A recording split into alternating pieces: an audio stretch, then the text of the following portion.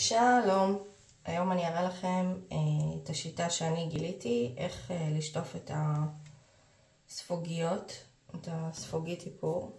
אפשר לראות שהיא ממש מלוכלכת. ועד היום כל מה שניסיתי לא ממש הצליח, וזה לא ממש מוציא את הכתמים של המייקאפ ושל הפודרה. אבל לפני בערך שבועיים הייתי בסקרה ומצאתי את המוצר הזה. זה אמור להיות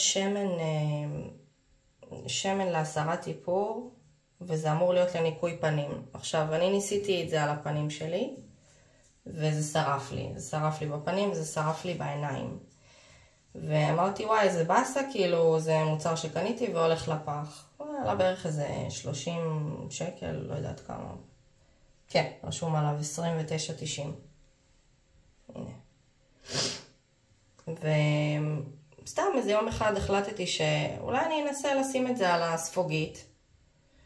ווואלה, מצאתי שזה ממש ממש מנקה מעולה. ופשוט כאילו משפריצה עליה, ואז כאילו דוחפת את החומר פנימה. זה מין שמן כזה, פשוט שמן שקוף כזה. וזהו, ופשוט ממש מוציא את כל האיפור וכל הלכלוך ממש מהר. ותכף תראו את הספוגית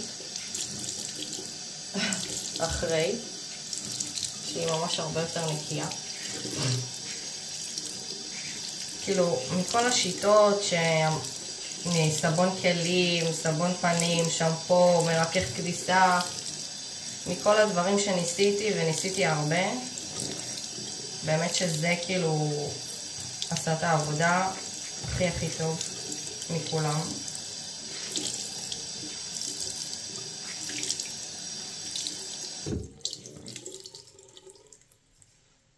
וזהו.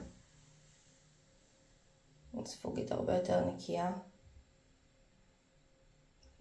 פה נשאר כתם אחד קטן, אבל זה כבר בגלל שהיא ישנה. אבל זה ממש ממש הוציא את כל הג'יפה. וזהו, אני מקווה שנהנתם ואהבתם את הטיפ שלי. ואני אשמח אם תשאירו לי איזושהי תגובה או לייק. ונתראה בסרטון הבא. ביי!